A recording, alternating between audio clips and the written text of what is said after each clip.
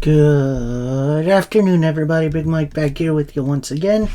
Welcome back to Big Mike Talks. A little earlier in the week than usual because I got something to do tomorrow afternoon, so I figured I'd do this now instead of trying to cram it in. So, gonna recap the week that was in pro wrestling. That's Monday Night Raw, NWA Power, and AEW Dynamite, which definitely a bit of a mixed bag of a week, but let's get into it. Starting with Monday Night Raw, we start with a Drew McIntyre promo hyping up his upcoming world title match with Damian Priest. Then he says, it's a shame because whenever Damian Priest goes, Judgment Day are sure to scurry right behind.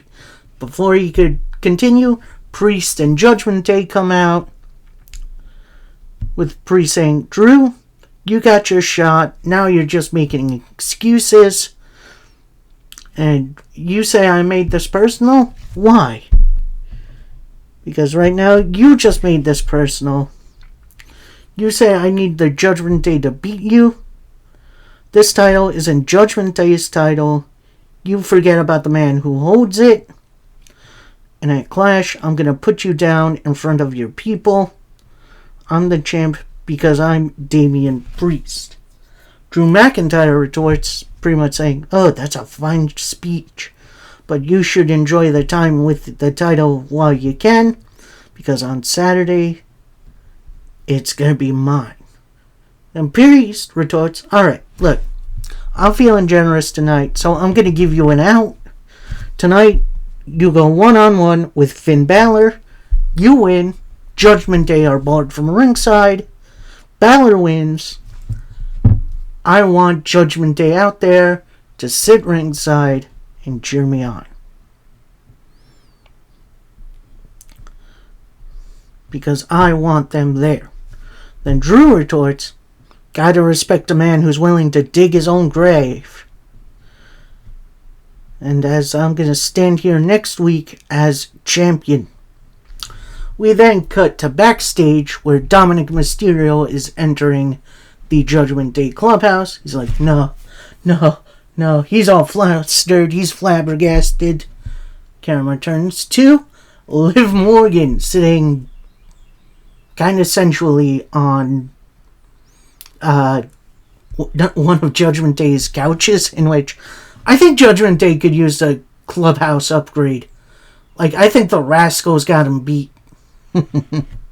Shout out to the Rascals. Anyway, so then Liv pretty much says, look, Dom, you know I want to be here, and I know you want me here. Dom retorts, I want nothing to do with you. I'm here with Mommy.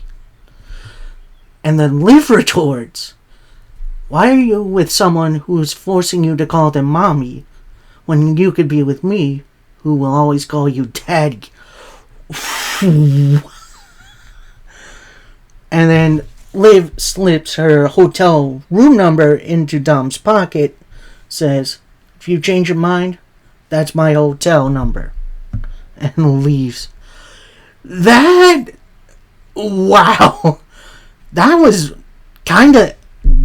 It reminds me of the Attitude Era a little. Like, geez, that was raunchy.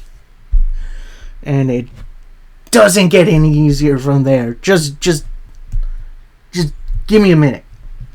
So we go to our opening matchup as it's Io Sky taking on Lyra Valkyrie. A rematch from the Queen of the Ring semifinal. And this was kind of a butt kicking for Io Sky.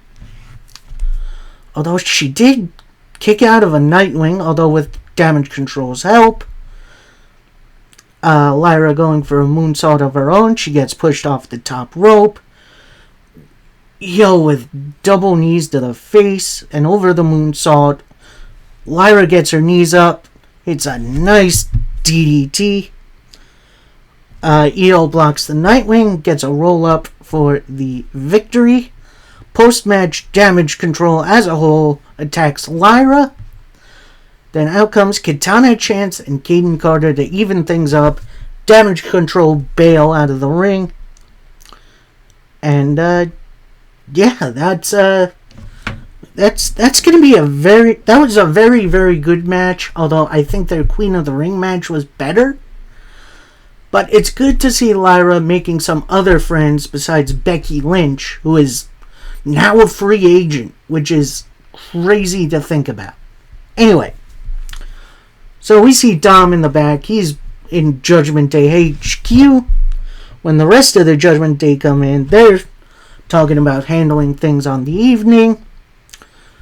And then JD turns to Dom. He says, "Hey man, you alright? You handle your stuff with Liv?" And then Dom reveals, "Yeah, I gotta come clean. She was in here earlier, and she left me her hotel number." Puts it on the table right in front of him. And the exasperated gas coming from Judgment Day was so cartoonish, but it worked. It was so funny. Like, if you really want to go see this segment, I'm sure it's online somewhere. Look at Finn Balor's face. It got me good. That was good. Anyway. Then we see Bianca Belair and Jade Cargill arrive. Which, you know, they're watching a match later on. Which, we'll see. Then we see Miz. He's calling for Truth. He doesn't know where to find him. Runs into Sami Zayn. Says, "Hey, have you seen Truth?" Sami's like, "No, I haven't seen him since earlier." And Miz reveals, "You know what happens when Truth is alone? Not good things." Miz walks off. Camera then stays on Sami, which is a nice little transition. I like that. Anyway, Sami Zayn then walks down the hallway for a little bit, runs into Maxine Dupree and Akira Tozawa. Sami Zayn apologizes that they're in the middle of this. I saw what happened to you guys last week. You don't have to take this from Chad Gable anymore. And before he continues, Otis comes in, doesn't attack. And as Sami's going to leave, Otis says, "Well, Sami, I promise you that's never going to happen again."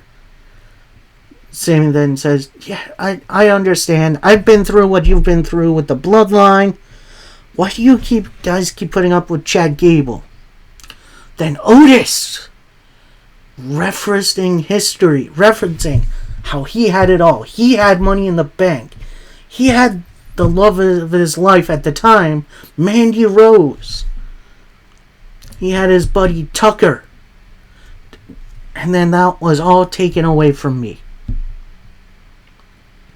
And who was there to pick me up and post me up? Treat me like somebody? It's Chad Gable.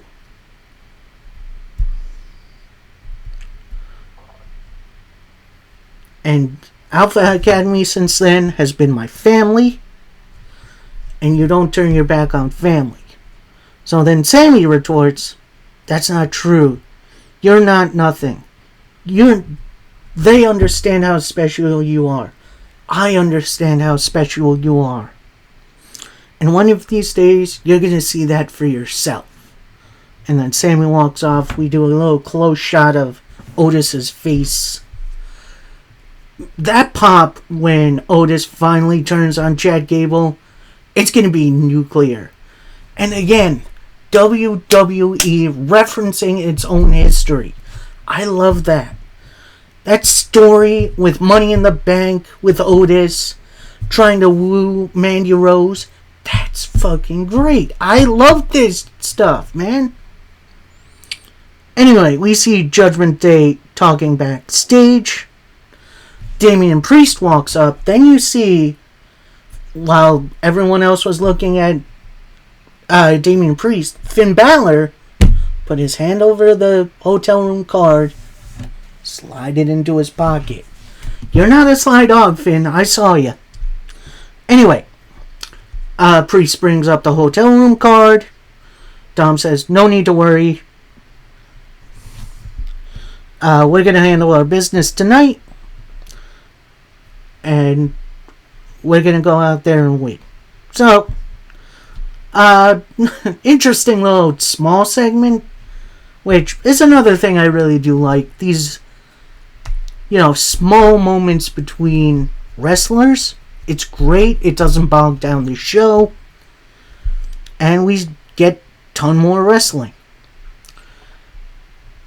This one was a bit weird, as we had a Ludwig Kaiser vignette in which we see him say he wants in the Money in the Bank match, which doesn't sound too bad to me. Then we get a big old 6-man tag team match, playa, as Rey Mysterio tags with his LWO mate Dragon Lee and the monster among monsters Braun Strowman to take on the Judgment Day, which right now comprises of Dom Mysterio and JD McDonough, and they team with Carlito, who seems like he's all in. JD McDonough and Braun started off. JD bails, immediately tags in Carlito. They go at it for a little bit. Then Rey Mysterio comes in. Carlito tags out to JD. They fight for a little bit. And then Rey pretty much doing his greatest hits. Whiffs on a 619 though, which is very rare. And then at one point you see everyone come in, get their stuff in.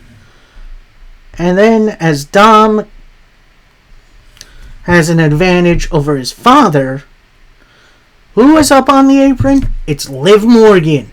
And this is where it gets interesting. So, Liv is out. She's distracting Dom. Out comes Zelina Vega, who takes her off the apron. They brawl for a little bit.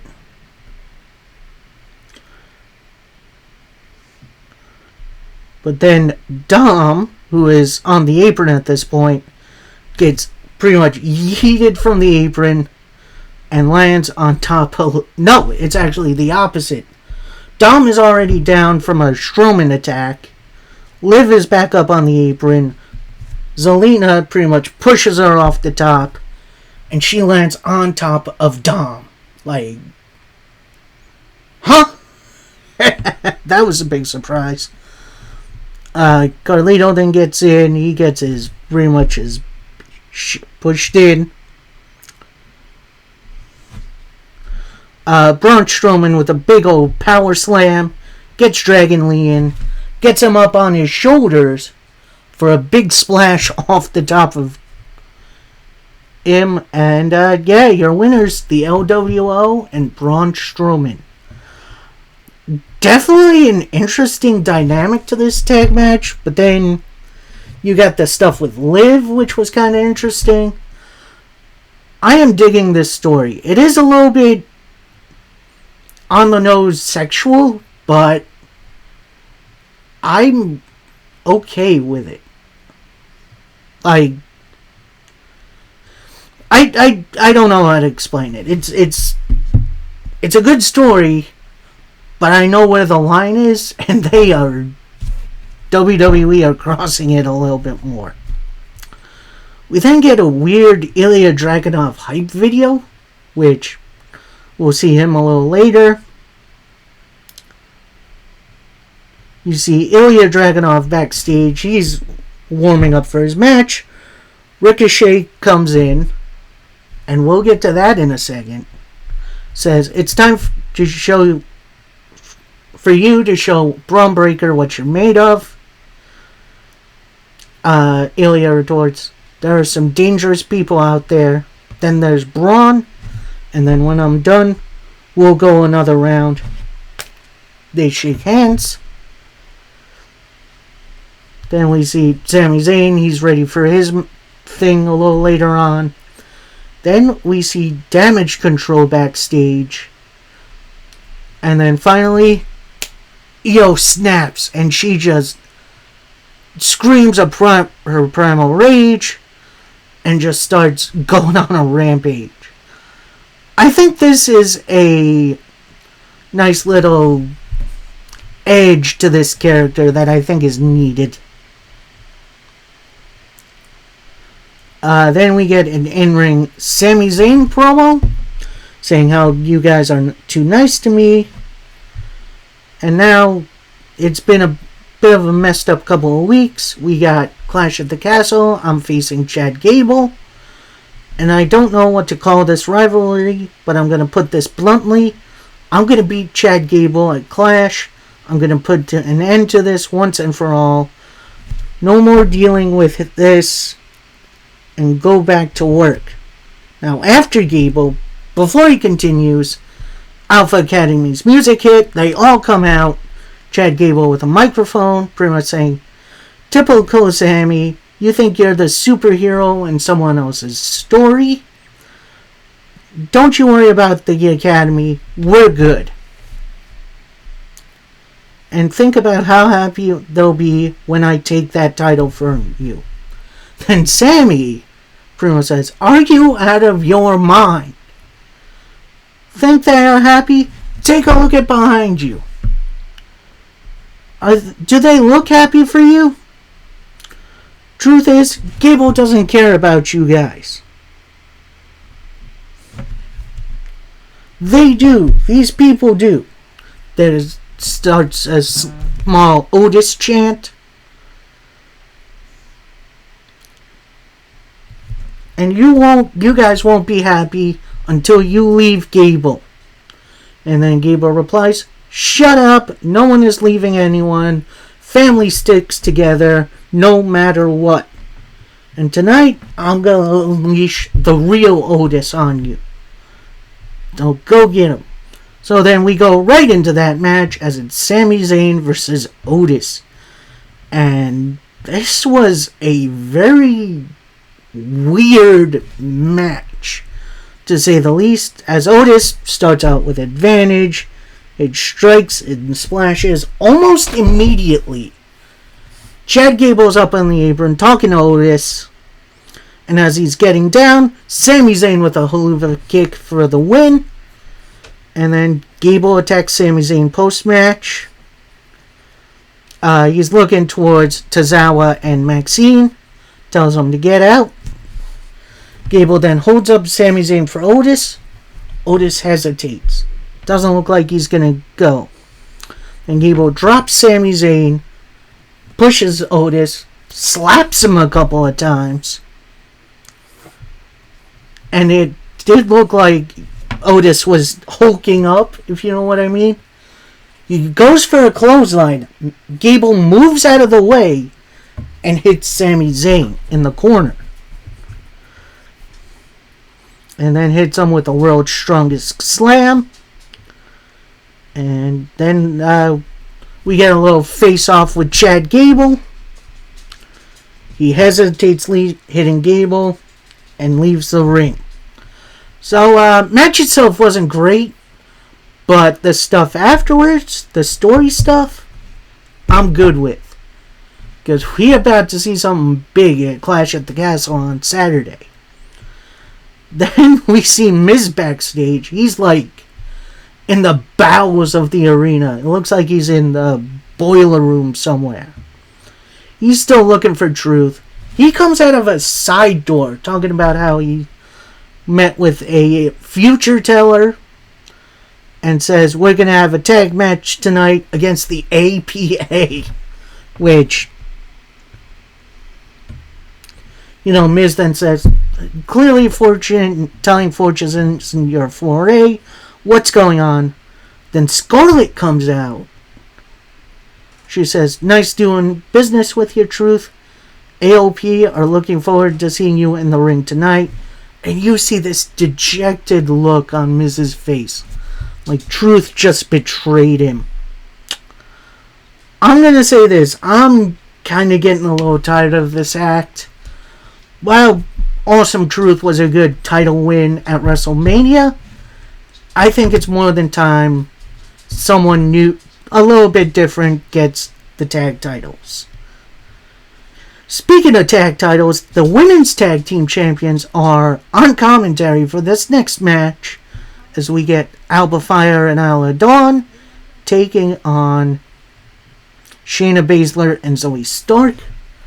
Before Fire and Dawn get to the ring, they're interviewed in gorilla position. They say, Saturday, we prove why we should have been in this match in the first place. Tonight is just a preview for Saturday, and you're looking at the next tag team champions. So we go right into the match, and it's oddly really quick. Like, I don't understand it. It did look like Fire and Dawn had advantage early on. It looked like it was going to be competitive, but then Baszler put Dawn right in the Karafuda for a submission win. We then get a Braun Breaker hype video in which, that's going to be interesting. Speaking of interesting, oh boy, we get Ilya Dragunov taking on Braun Breaker. And this match was if I can use a word from JR, it was a slobber knocker. If you don't know what that means, it was a really good fight. Like, these two looked like they wanted to beat the piss out of one another. Really good back and forth. Dragunov hits an H-bomb, and then hits a big boot over the announce table. Goes to set up the announce table, tries to hit a suplex, that gets blocked. Then Braun Breaker hits a gutbuster on the edge of the table. And then a snake eyes into the barricade. Get back in the ring. Braun hits a spear, but Ilya rolls to the outside. Then Braun runs around the ring, hits another spear on the other side. Braun gets back into the ring. Ilya beats the 10 count, walks right into another spear for the win for Braun Breaker. Then Ilya and Braun are at ringside again. Braun sets up Ilya in the right in front of the barricade. Goes for another spear, but Ricochet with the save. He then checks on Ilya Dragunov. So, if you're reading the wrestling news out there, I think you know what's coming. Because apparently, Ricochet's contract is coming up. That can wait 2 minutes. Anyway, we see Judgment Day backstage. Priest walks in. He's asked, what went wrong out there? Then JD says, we're going to work on it. You need to chill out, brother. We are the Judgment Day. We run this place. But now I got to put my foot down. Let's do this. That's Priest now. Then we see Drew McIntyre backstage. He's warming up in the locker room for his next matchup. Then Sheamus walks in. It's been a while. Sheamus then hypes him up, says, you're on the cusp of the greatest night of your life. While I won't be there ringside, I'll be there post-match so we can smash some pints at the pub. Don't you worry about Kaiser. I'm going to win Money in the Bank. Then Drew asks, hey, when you go for that cash-in, can you give me a heads up? And we get the banger after banger after banger. A Drew Sheamus return to the rivalry, I think could be very fun. So then, before this next match, we get a Final Testament interview with Cross taking the lead. Pretty much says, Final Testament has everything we need to take over. First, the AOP takes the tag titles home. Then Woods is going to join us. Then Scarlett chimes in saying, Xavier, you know Final Testament would never abandon you like Kofi did. That was a shot. Then we get into our next match, and it is for the World Tag Team titles. as Awesome Truth, that's Miz and R-Truth, take on the Authors of Pain, that's Akam and Razor. And yeah, AOP definitely dominated for a majority of this. At one point, Miz definitely gets in. They hit a 10-knuckle shuffle, go for the AA, but then Cross trips Miz and R-Truth to the outside. Then the New Day come out, fight off Cross. Cross is way too powerful. AOP run him off. Then Truth has the World Tag Team titles. Hits Razor when his back is turned, but he no-solds it. Miz with the roll-up for the win for the Awesome Truth. I'm gonna say this, definitely a creative finish. We'll see where this whole thing with New Day goes. But, yeah, we're gonna see. Now, next up, we see Ricochet. He's trying to help Ilya to the doctor's office, to the trainer's office. Then Braun Breaker spears Dragunov. He goes flying over some crates backstage, and then he targets Ricochet, and they get into a fight. They fight out into the car park. Then Braun Breaker kind of lawn darts Ricochet into a production truck, a la Kevin Nash to Rey Mysterio in WCW.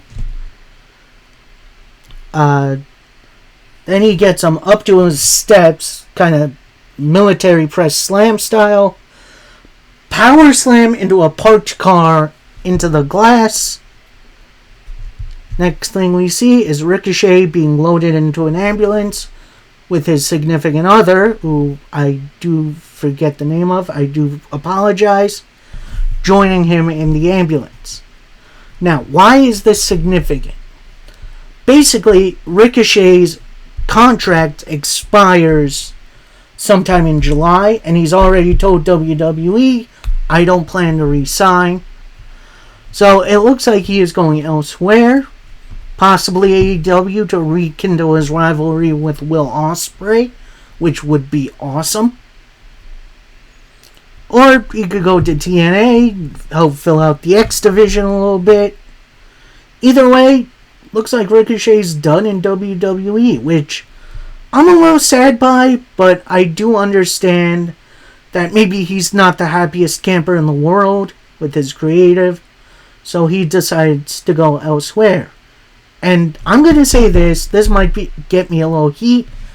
This is what these other companies are for. While they're not as big as WWE, they don't have that global reach. It's why these promotions like AEW, TNA, AAA, New Japan, etc., it's why they exist. And heck, maybe I'm wrong. Maybe at the 11th hour, Ricochet signs a new contract and he stays. That's always a possibility. But for now, he's written off TV. So, see you down the line, Ricochet, whether it's in the WWE or elsewhere. And then we come to our main event for Raw, as it's Drew McIntyre versus Finn Balor, with Judgment Day's status at Clash at the Castle up for grabs. And this match was absolutely awesome. I forget if these two have ever had a match in the WWE, but they did not miss a beat. This was absolutely awesome. Nice little back and forth. At one point, we did see Finn Balor go for a coup de grace, but Drew rolls out. Drew then misses on a Claymore, right into a Sling Blade. Hits a couple of drop kicks. Goes for the coup de grace again, but that gets blocked. Drew with a Glasgow kiss to Damian Priest, who comes out. Actually, no, that's not yet. Drew then with a Future Shock DDT. He's all set up for the Claymore, But then Priest comes down the ramp. Rest of Judgment Day come out on the other side of Drew McIntyre. Tries to distract and hit Drew. But Drew just hits a Claymore to Jamie T. McDonough and runs off Carlito. Finn Balor with a roll-up, only for a 2. Goes for a sling blade, a drop kick, whiffs on the coup de grace, right into a Claymore for the win for Drew McIntyre. And post-match, you see Priest get into the ring and have a little face-off with Drew. That was a heck of an ending to Raw. This was a whole lot of fun. My only issues are with a couple of things. One, the women's tag match. I think Fire and Dawn should have gotten a little bit more time to show what they're about, because we don't see them on TV often. My other issue is Awesome Truth as a whole. It's time to get those tag titles off of them. Anyway, that was Raw. Overall, fun show. We now move into NWA Power. We get an opening hype video for the Crockett Cup as we go into this play-in match, which that's interesting. Little tournament within the tournament, as you have the Spectaculars being represented by Bradley Pierce and Slade taking on Green Cheese. That's Mike Orlando and Cheese. And no, I am not making this up. This is this dude's name. Anyway, this was a really, really good matchup. Looked like the Spectaculars were taking over early, but then Mike Orlando fought back. Finally gets in Cheese, who gets his own stuff in, then goes into his fanny pack, takes out his craft singles, throws them at Slade, who no-sells them. Then he picks them up, goes for like a sidewalk slam, and then he slips on the 2 pieces of cheese, Cheese landing right on top of him for the win for Green Cheese. I will admit that's a kind of goofy way to win the match, but also kind of creative. Like I dig it. Like I'm fine with it. Anyway, post-match, we get a Green Cheese interview with Cheese saying, "It's the slipper around the world." And it spells opportunity. And while everyone has always counted us out, tonight we prove we're not a joke, and we go win the Crockett Cup. So, Green Cheese definitely fired up. They're going to be in our main event for Power later on. And we get another mass interview segment with La Rosa Negra, Ruthie J, Miss Star, and Ella Envy. So we start with La Rosa Negra and Ruthie J, saying that their opponents for next week have played on their family history. Oh no, wait, this is Ella Envy. Played on family history, picturing Envy versus Paige tearing the house down at the Crockett Cup. But let's be real here. Paige is an amazing champ, but Paige didn't become a champ until I came around. Now we live in the Ella era. Then we cut to La Rosa Negra and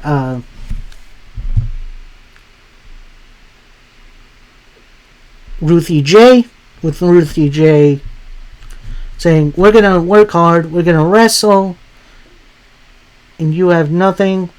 Last time our opponents had to cheat to win. We're coming to get the W twice at the Crockett Cup and win the tag team titles." So, that's going to be an interesting little matchup.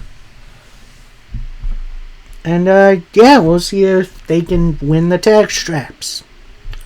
Speaking of, we go right back to the Crockett Cup, and it's a 4-way hoss fight, as it's Max the Impaler teaming with Judas to take on Wrecking Ball Legursky and Jay Bradley, the Fixers. I thought the Fixers broke up. Like, last I saw them, they were at odds, but now it looks like they're good. There was not a lockup in this match. This was all just big move after big move, body slams, headbutt, strikes, big old knee strike from Legursky, which is impressive. Looked like the Fixers had the advantage, including a impressive military press slam by Legursky.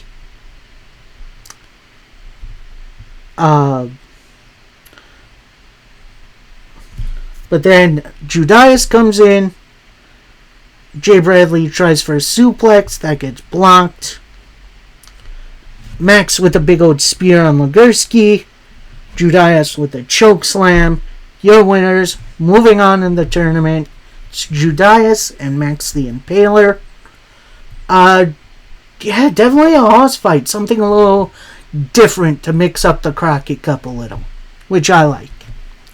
We then go to a Judais and Max the Impaler interview, mostly spoken by the Sinister Minister, who says, "Our destiny will not be denied. Next name comes on the cup will be Judais and Max, and it will be inscribed by the blood of our victims." So nice intense promo from the Sinister Minister. We then go to a Cooking with Carson segment, which I am so sick of these. Does nothing to advance story, does nothing to really put interest in the product. I don't get why it's here. We then go to another mass interview, although this one makes sense because it's Vampiro, Alex Misery, Daisy Kill, and Talos. All three of them are now managed by Vampiro. We start with Vampiro asked about, how this all came together, with him pretty much saying, "If I explain this, you wouldn't understand. I'm gonna pass for now. And while you guys plan to focus on titles and glory, etc., and you don't understand that we are on another level, you just won't understand." We then go to Daisy Kill, who tries singing a song about, Vampiro leading them and that he's their hero. And then he tries to get Vampiro to sing, in which I thought he was about to belt out a nice little metal ballad, which would have been awesome. Instead, Vampiro says to Daisy Kill, "If you ever try that again, I'll find your family and beat up your parents."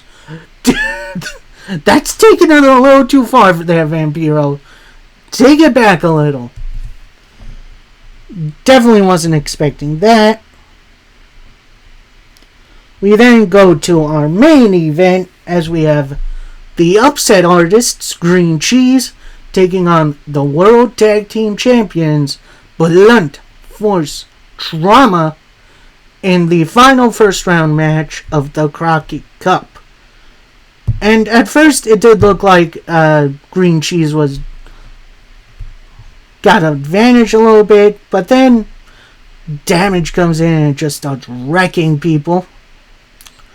Nice little in and out for BFT, isolating Cheese, which I can't believe I'm saying that. Mike Orlando eventually tags himself in, tries fighting back, ends up eating a massive spine buster. They do the same thing for Mike Orlando, who eventually fights out, tags in Cheese. Cheese in there with a House of Fire. Goes for his fanny pack of Kraft singles. Gets interrupted by Carnage, who hits him with a big spear. Then BFT hits like a sidewalk slam, elbow drop combination to pick up the win. We then go to a BFT interview ringside, pretty much done by Aaron Stevens, who says the NWA is staring in the face, greatness in the face. We return with the tag tournament. Then he lists off the previous winners of the Crockett Cup, including Dusty Rhodes and Ivan Koloff? That's interesting. And now the brackets are all but locked in. And 2 dominant teams will face off eventually. And we will win. And your winners of the Crockett Cup, Blunt Force Trauma. So, Aaron Stevens pretty much putting his name on the cup already. I kind of smell an upset coming. So, another kind of mixed bag of a wrestling episode. Although I did like this one a lot more because there was a lot more wrestling. The only thing I would cut is this Cooking with Carson segment. Who's it for? Is it for Carson himself? I don't know. It's just weird. Anyway, we finish up with AEW Dynamite. We start off with a Swerve Strickland promo. Pretty much says, at Forbidden Door, I get my greatest challenge yet. As in one corner, we got Will Ospreay challenging me, Swerve, for the world title. We are 2 biggest stars of this generation. 2 absolute Let me take that back. At least 1 absolute killer. Ospreay, I saw that killing instinct in you in your career. But once you faced Danielson, you hesitated. You didn't go for the kill shot. And let me tell you something. I'm not a target you want to hesitate on. And if you won't pull the trigger, I will. And I'm a fighting champion. And let me tell you about something else that's bugging me. The Elite. They've been harnessing their power for it. And then out come the Elite one by one. Interrupting. With Okada pretty much pantomiming the Who's House chant from Swerve. But instead, he says, it's my house, bitch. Which I love that. That's his promo. That's great. Then Nicholas Jackson takes the mic saying, oh, sorry, Swerve, about that, Swerve. But it's time we address some business. Talk about how dominant the Elite have been. We've taken out Eddie Kingston. We've sidelined more than half of Team AEW. Half the roster is gone because of us. But you all still love us. And coming up, we're going to challenge AEW's absolute best to Blood and Guts in July. It's about time Blood and Guts returned. I love it. And then they continue. Swerve, this is where you come in. Usually, Blood and Guts is 5 versus 5. So how about you join our team, be our 5th man? Then Swerve just starts swinging, saying, yeah, these shoes, yeah, I don't need a signing bonus. Pearl necklaces are no one really wears. But I am a philanthropist. I don't need these. Has Prince Nana chucked the shoes into the crowd, which, that's funny. And then Matthew Jackson takes the mic saying, oh, you guys hear that? Hear that buzzing? It's the injury bug. It's landed right on you, Swerve. So Swerve is getting ready for a fight. The Elite surround him. But then out come the full force of the Acclaimed, making the save. And the Elite bail. This brings out Christopher Daniels, the, GM, pretty much saying, look, guys, we got a stacked show tonight. We got a lot to get to. I want all of you guys in the back right now, except for you, Jack Perry.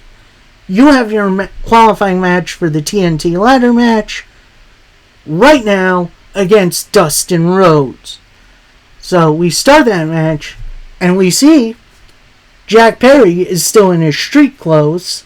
He wasn't ready for this match.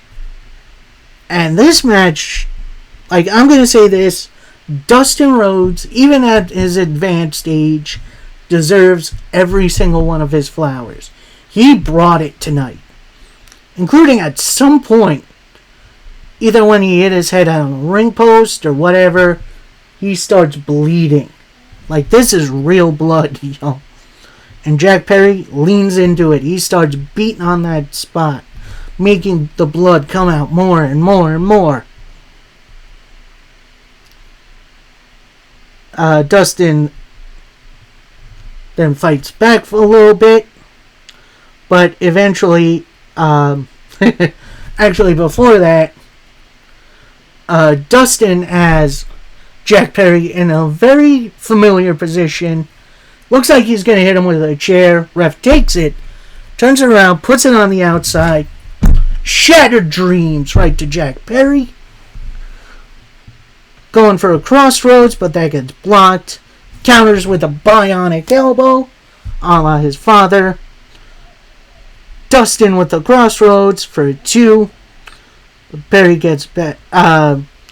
Dustin goes for the final reckoning. That gets blocked. Then Perry pushes Dustin into an exposed ring post. Under it is metal, which that looks like it hurt.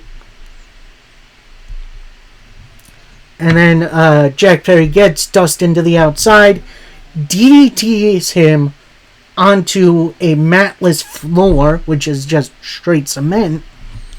Jack Perry gets back in. Dustin eventually beats the 10 count. Jack Perry with the low blow, running knee to pick up the win.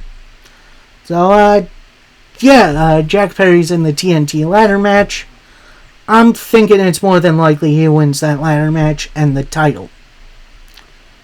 Next up, we got a backstage interview with Orange Cassidy, Mark Briscoe, and Kyle O'Reilly, who have a trios match coming up later. With Orange saying, yeah, we're all on the same page. And while not a lot of people have my back, I know one person who does. In comes Willow Nightingale, and you see Kyle O'Reilly's face just light up like it's Christmas morning. And then Mark Briscoe goes into it about how you don't go into the future by looking backwards. We got 3 guys who are in need of a butt whooping. So, that trios match is coming up a little later. We'll get to it. Next up is a weird squash match featuring Rush and Deanna Rustman, I believe his name is. This was the Rush show, wins by bullhorns. Rush then gets the microphone. He says, how dare you ugly Americans. Starts attacking Rushman after the bell. Calls America weak. Continues the attack. Goes for the bullhorns. But out comes MJF. They brawl. Officials try to break them up, but they get back together. Then Rush throws MJF into some barricades. And then MJF throws Rush into the crowd. They brawl out there for a little bit, including using some trash bins. And I think they use someone's beer as an attack. MJF then takes Rush backstage to kind of, I guess, the catering area, where MJF hits a spine buster on Rush through a table. Then officials come in, including some in the locker room, come in and keep them separated. And pretty much right after that, it was announced next week, with 0 commercial interruptions, we're getting Rush versus MJF to kick off Dynamite. Okay, cool. Match itself was a little bit of a nothing, but the brawl was definitely interesting. We'll see how it lines up with Forbidden Doors plans. Next up, we got that big all-star trios match, as we have Mark Briscoe, Kyle O'Reilly, and Orange Cassidy taking on Konosuke Takeshita and Kyle Fletcher, of the Don Callis family, teaming with the Undisputed Kingdom's Roderick Strong. And this match was a little bit of a tag fest early on, but eventually everyone get their stuff in, including a bit of a botch of a Blue Thunder Bomb from Takeshita. But they recover pretty quickly. Definitely some nice tags on the heel side. Eventually, Orange Cassidy gets tossed to the outside. He gets in a little face-off with Trent Beretta. And then he gets hit in the back with an elbow by Kyle Fletcher. They get him back in the ring, try to get a big win. But that gets kicked out of. Everyone pretty much gets their finishers in, including a big old brainbuster. Mark Briscoe tries for the J-Driller, but that gets blocked. Into a Blue Thunder Bomb, a DDT. Takeshita then whiffs on the elbow. Cassidy with the stunner. Then Cassidy and Kyle O'Reilly with the high-low, which is the finishing move of Kyle O'Reilly and Bobby Fish. Fish is no longer in the company. Then Briscoe with a Froggy Bone, only getting 2. Tries again for a J-Driller. That gets blocked. Big old elbow strike by Takeshita. Then a power drive knee into a pile driver by Fletcher to pick up the win for Don Callis family and Roderick Strong. Post-match, the family and the Undisputed Kingdom attack the babyfaces. But then who makes this, at least attempts to make the save? It's Willow Nightingale, but she gets taken out on the ramp by Chris Statlander. Stokely Hathaway with a message for Willow Nightingale, saying, if you get in our business again, we're not dragging you to a car, we're taking you to the ER. Dang. Okay. So, next up, we get a kind of interview, I guess you can call it, as Renee Paquette pretty much does the talking for Rey Fenix, saying Phoenix knows how good Ospreay is, but I'm one of one. So, Rey Fenix confident for his match later on. As we go to an announcement by Christopher Daniels that the Elite will be in Eliminator matches next week. And while Okada is used to no seconds, the Young Bucks will have 0 seconds ringside either. So, yeah, that's going to be interesting. We then get a message from Shingo Takagi of New Japan Pro Wrestling issuing a challenge to Bryan Danielson. Yes, please. Hell yeah. Next match kind of goes on, but it starts off a little weird as we have the Premier Athletes taking on Hook and Joe. And while the Premier Athletes are making their entrance, you see Hook and Joe talking strategy. They're then kind of twisting up. And before the Premier Athletes could get in the ring, Joe and Hook jump them from behind on the ramp. And then it's revealed Shibata took over one of the cameras, which, that's hilarious. Then Joe tosses Tony Nese to the inside. Nese starts on the attack as the match starts. Joe then powers out, tags Hook in, coming in like a house of fire.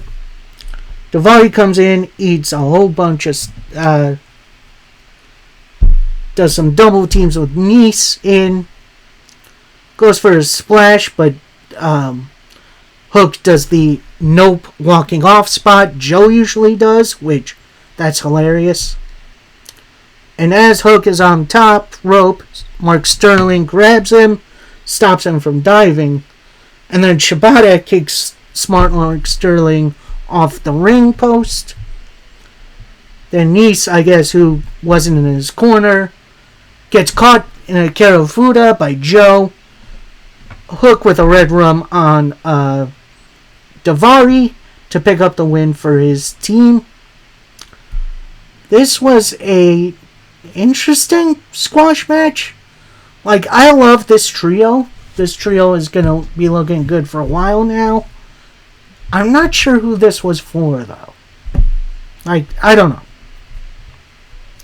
We then get a nice hype video for Stephanie Vancour, who is challenging Mercedes Moné for her title, but also putting up the Strong Women's title in their match for Forbidden Door. Although, there's a bit of a speed bump in Mercedes Moné way, and now she's defending her TBS title against Stephanie Vancour's tag team partner in CMLL, Zeuxis. I hope I'm pronouncing that right. And this match, while it started off a little slowly, eventually did pick up. They hit bigger and bigger moves on one another, including a nice Bulldog dropkick combination. That's wild. Moné with a Meteora, but that only gets a 2 count. The Vexus tries for a moonsault. That misses. Moné with the Moné Maker, which is a great name for a finisher, to pick up the victory. So, nice, interesting little title match. Not super long, but it felt like it also did get enough time, if that makes any sort of sense. But that was definitely a good match. I definitely should get into more CMLL. That stuff looks insane. Next up, we get a Mina Shirakawa vignette going over her history with Mariah May in Stardom. We then get a Toni Storm interview in which Mariah May's just kind of up against her. They start talking about May and Shirakawa's relationship, and before Toni Storm could say anything, Mariah May says, "I just want to thank you for entering me in the Owen Hart tournament. We're going to have a big old celebration next week. And I want you present, as always, for the show." And, yeah, that's an interesting way to continue this segment. It's also revealed that Mariah May has a match on Saturday. So, we'll see where this goes. And then we get TV time with Chris Jericho, as he brings out Private Party.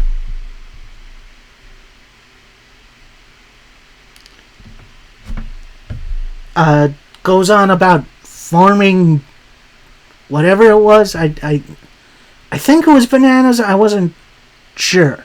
No, it was corn. That's what it was. Which, weird. Then Jericho says, "Speaking of respect, I have respect for all my branches, and I got a couple of youngsters here who need me to help them get to the next level." He brings out Private Party, who come out of the face tunnel, which is very important. Jericho then pretty much said, "Look, you guys have done a great job here, but it's clear you're not winning matches. Your basics aren't up to snub, and I obviously know the basics. You're not so technically sound." Then Isaiah Cassidy chimes in and says, "Alright, why don't you teach us? I think we all want to see this right now, because you're the Caitlin Clark of AEW." Okay, that's a reference. So then Jericho shows them how to climb the ropes properly. So like this, like this, like this. Not going to go over everything for it. And he's at the top. He asks, "You guys get it?" "Yeah, we get it now." Then Private Party pushes Jericho off the top rope to the outside. They fight up the learning tree, hit a 450 and a shooting star on Jericho. So, yeah, this is, I'm glad Private Party didn't join the learning tree. I don't think they need them. So, yeah, let's have an interesting feud. We then get a hype video for the newest announced Forbidden Door match as Jon Moxley defends his IWGP World Title against Tetsuya Naito. That sounds like a banger. I can't wait for that one. Then we get a promo from the former Bullet Club Gold, now going by the Bang Bang Gang. Although, no Jay White, but there is Card Blade in the back, which that's always good to see. With them saying, it's been 1 year since the debut of Collision, but House of Black, who the heck do you think you are? Why don't we get into a little action on Saturday? We're the Collision Cowboys, and we don't back down. So it looks like we're getting Juice Robinson and the Guns against House of Black at Collision. That should be fun. And it's the 1 year anniversary of Collision. That's interesting, considering the man who started Collision is Mr. CM Punk, who is now in WWE. We then get this weird out of nowhere match as Daniel Garcia takes on Nick Comoroto. It has been way too long since I've seen Comoroto. I'm a little sad he shaved his beard off because he had some nice beard. Anyway, Comoroto misses on a splash. Garcia with a whole bunch of strikes, stomps, and a big old boot. You get Will Ospreay in the back watching on. Comoroto goes for a military press slam. Garcia slides off the back, hits a big old suplex. And it's also revealed MJF is watching in the back as well. Garcia then gets Comoroto in a guillotine choke. Comoroto tries to power out. Garcia with a big old DDT to pick up the win. I'm gonna say this. I didn't really need to see that squash match. I'm glad Garcia is getting TV time, but I think it's time to move Garcia up a level. Because I think it's more than he deserves. We then go backstage to a Will Ospreay interview, saying, my body is all fine, but my mind is elsewhere. I got a match coming up, including a match at Forbidden Door that I got prepared for. I'll see you later. He then takes this weird yellow paper and brings it with him. We then get a backstage Pac promo, which he says, what a return, but I've failed at every step. I'm supposed to be the bastard. Well, there's good news. That ends now. And I'm at my best when I'm angry. And I'm officially announcing my entrant into the Owen Hart Cup. And damned if man of my caliber never wins the title, as I call my shot for the AEW title at All In. Yeah! And Bang Bang Gang, don't forget what you did to Death Triangle. So, definitely some storyline beats to come. We'll see what happens between Death Triangle and Bullet Club Gold. And finally, I think, in my opinion, the best match of this week for the international title, it's Will Ospreay versus Rey Fenix. Now, I know they've had a couple matches outside of AEW, but easily this was one of their best. Like, they went all out from the get-go. Rey Fenix blocking a Stormbreaker, which you don't see that often. Eventually, Ospreay hits an Oscutter, only for a 2. Goes for a hidden blade. Rey Fenix ducks it, hits a big old Hurricane Rana, roll up for a 2.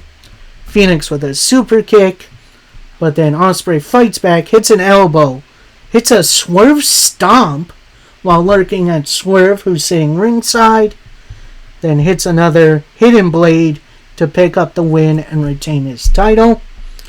Post-match, Swerve jumps the barricade, gets into the ring, and they have a little face-off, and you hear Swerve talking, "You're not on my level, you're not ready to hold this." And then as Swerve is holding the AEW title in Ospreay's face, Ospreay takes it, puts the international title on one shoulder, AEW title on the other. He then gives the title back to Swerve, who gets out of the ring, walks up the ramp, turns around to look back at Ospreay as the last shot of Dynamite. Boy, Dynamite was definitely way better than it should have been, especially that main event. My only one downside is the Daniel Garcia-Nick Comoroto squash match. Like, while I'm grateful for Garcia to get some TV time, there is zero reason to squash Nick Comoroto like that. It was basically time filler. Anyway, overall, very up and down week of pro wrestling. We definitely got SmackDown and Rampage coming up, along with Clash at the Castle, which definitely is going to be an interesting little week. Review for Clash at the Castle will be Monday. Then I'll cover the rest of the week on Tuesday. And, yeah, it should be a good time. And until that time, happy wrestling, everybody. Peace.